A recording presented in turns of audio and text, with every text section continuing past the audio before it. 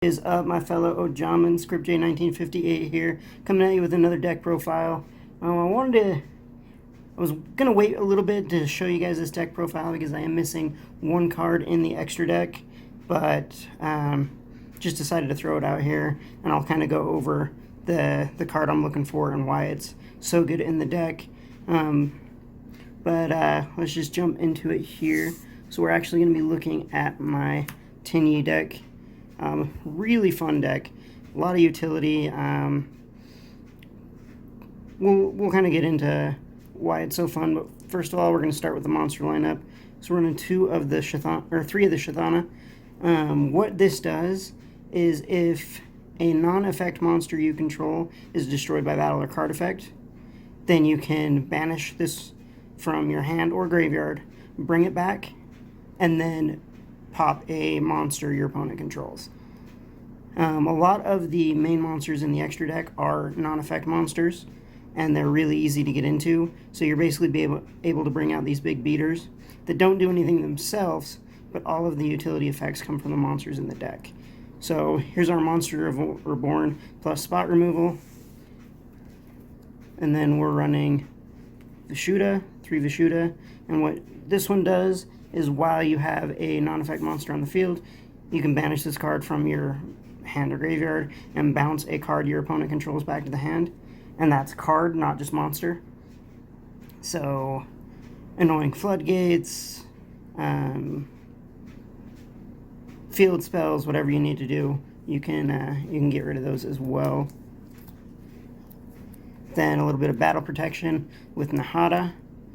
What she does is when a battle that involves your non-effect monster, so whether it attacks or it gets attacked, you can banish this from your hand or graveyard, and the opponent's monster loses 1500 attack, which usually is enough to win that battle, or at least cut down the damage quite a bit if you're running low on that.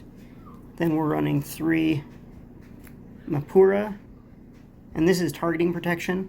When spell, trap, or effect is activated that targets one of your non-effect monsters, you banish from your hand or grave and negate the effect that targets and destroys the card that did the targeting. So things like compulsory evacuation device, or anything that targets the monster specifically to destroy it or whatever. You basically get to negate that. And then the last Tenyi monster we're running in here is Adhara. So because the cost for all of these other effects are to banish from the hand or grave, we end up with a lot of monsters in our banished pile. And what Adhara does is it banishes itself to take one of the monsters that you have banished, one of the Tenyi monsters, and add it back to your hand. So it kind of helps you recycle a little bit. And it's a level 1 tuner, so we do have synchro plays with it, which is really nice. And that rounds up the Tenyi. So then, run in some token generators. Mare is really good in the deck because the Link 2 lets you special summon it from the graveyard pretty easily. And then the Link 3 just requires 1 Link monster. So it's really easy. Just bring out 3 of the tokens, go into like a Link Karibo or a Link Spider, use the other 2 tokens and that Link monster you just made into the Link 3, and you still have a 21 beater on the field. Phantom Sky Blaster is a little bit more situational, but it can help get into some of your other monsters in the extra deck, or it can just help put up some defense. I've actually used it quite a few times to go into like Appaloosa, usually on turn 1, because the way that the Tenyi monsters work is if you don't have a monster on the field, or you only have non-effect monsters, you can actually special summon them from the hand. I think I forgot to mention that earlier. So most of the starting plays, you don't normal summon until you have an established board. So you can build your Tenyi board, then normal summon your Phantom Sky Blaster to to, fill up the remaining monster zones and then go into something like Appaloosa. Which is why I like Phantom Skyblaster. And then just a couple hand traps, 2 Ash and 2 Valor. Pretty self-explanatory, just disruptions. And that rounds up the monster lineup. So the spell lineup, one of the most important spells in the deck is the field spell. It is the flawless perfection of the tenyi. While it's on the field, no non-effect monster is affected by the effects of monsters. It's kind of confusing how I worded that. But basically anything on the field that is a non-effect monster is unaffected by monster effects. It does work for your opponent as well. So in the mirror match, it's probably not the best thing to have because none of your other tenyi monster effects work on theirs. But it's still pretty good. And if you have a non-effect monster on the field and your opponent special summons a monster, an effect monster, you get to draw 2 cards once per turn. So it's kind of like a Pot of Greed and a like non-effect monster insect barrier type in a way. So really good. Next card is the Vessel of the Dragon Cycle. This is a Rhoda and a Foolish Burial all rolled into one. It's a Foolish Burial first, you send 1 worm monster from your deck to the grave, and then if you have a face-up non-effect monster, you can add to your hand 1 tenyi monster. So usually what I'll do is if I have the combo and all I need is Mare, I'll use this to dump Mare and then add another monster for discard fodder, and then I'll get Mare out pretty easily. I did have this ashed a few times at locals the other day, and it hurt really bad. But yeah, it's a pretty good card if you can get it going. And then to try to stop things like Ash, we're running 3 of the Call by the Grave. And then some 1-ofs, Monster Reborn, or Legacy Succession, Terraforming, Foolish Burial, just to help set up the graveyard. And I'm running 1 Pot of Desires.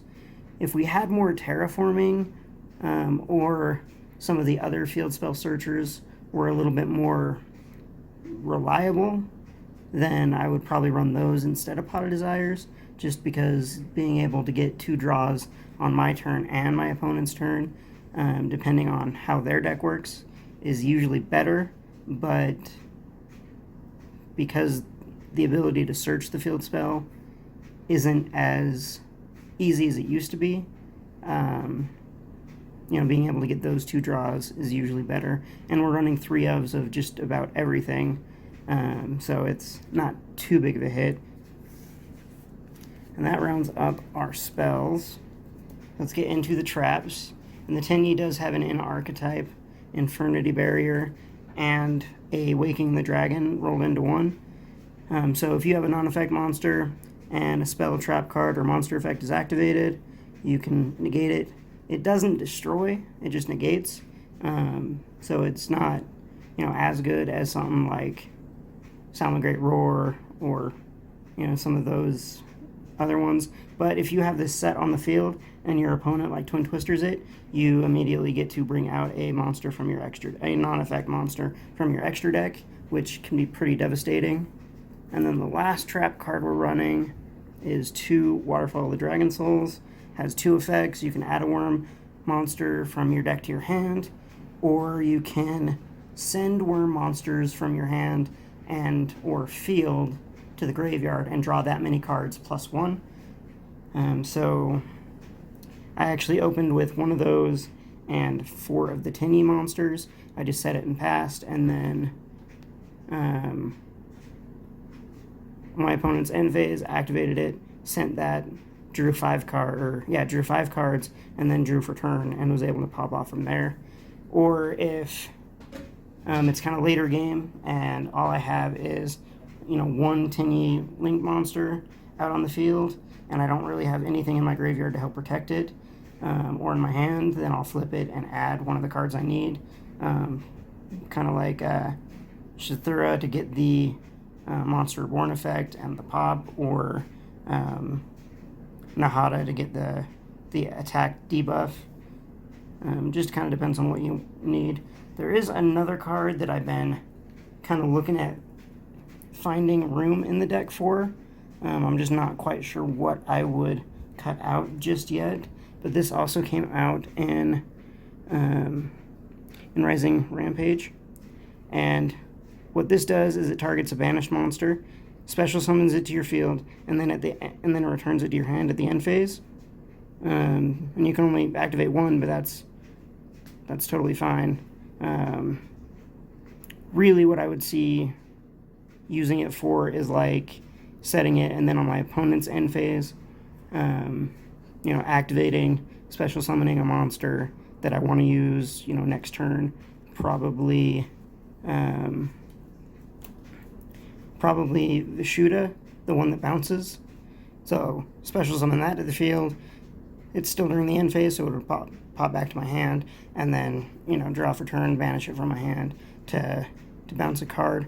I'm still looking for room and what to cut out. But yeah, there's almost no downside to this other than it's a trap, so you have to set it, and it's a little slow. But being able to use it pretty much whenever is pretty nice. But that rounds up the deck profile as far as the main deck. Because we are running token generators, we do have our tokens. For the extra deck, for our Link 1s, we're running Link Spider and Link Karibo. And then 3 of the Monk of the Tenyi. Level 1, it requires a non-link Tenyi monster and 1000 attack. It's not crazy, but when you combine it with some of the other effects, it's pretty nice. The Mare tokens are level 1, so the Link Karibo works, and then the Phantom Skyblaster tokens are normal, so Link Spider works. And then Link 2s, we're running 2 Shaman of the Tenyi and 1 Land Felinkus. And so Shaman of the Tenyi has a couple different effects. First one being you can discard a card and special summon a worm monster from your graveyard. And if you do that, the only monsters from the extra deck that can activate their effects this turn are Tenyi monsters. And she's the only effect monster from the extra deck that we currently have. In the next set, whose name I cannot think of right now, Chaos Impact I think is what it is, we're getting a Synchro, a Tenyi Synchro that does have an effect. And then that'll make a little bit more sense. But because it specifies extra deck monsters, we can still abuse Mare. And then if battle is done with a non-effect monster, you can pop a card on your opponent's side of the field. And again, that's any card. So if I can get her and Monk out, and say my opponent has, 1 monster and 1 back row, I'll usually attack, pop the back row, and then let the attack go through. It's pretty good. It is once per turn, but it can help clear the board. And then Link 3s. We got the Berserker of the Tenyi, 3000 beater, 2 monsters including a Link monster. So really, really easy to get into. Link arrows are a little weird. I don't like having him actually in the extra monster zone, but if I need to, it's not bad. And then we got the 1 Appaloosa. Pretty easy to make with Phantom Skyblaster, or even Mare, just because you get the tokens out. She can't use tokens, but you get 2 tokens and Mare, and usually you're gonna have Shaman out at that point. So you just Link Karibo, Link Spider, and then use the 4 of them to go into her, and you have your 4 disruptions. And that rounds up the links. I'm running some synchros. So Omega, mostly just to recycle my tenyis that are banished, and rip a card out of my opponent's hand.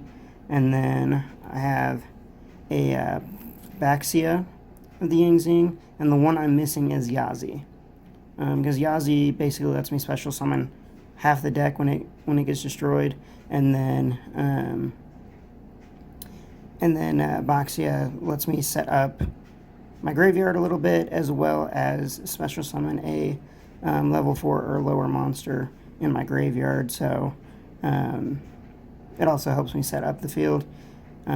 Just having a hard time finding Yazi. It's kind of an old card, and not a whole lot of people have it, and if they do have it, they're trying to hold on to it. But that is the deck profile.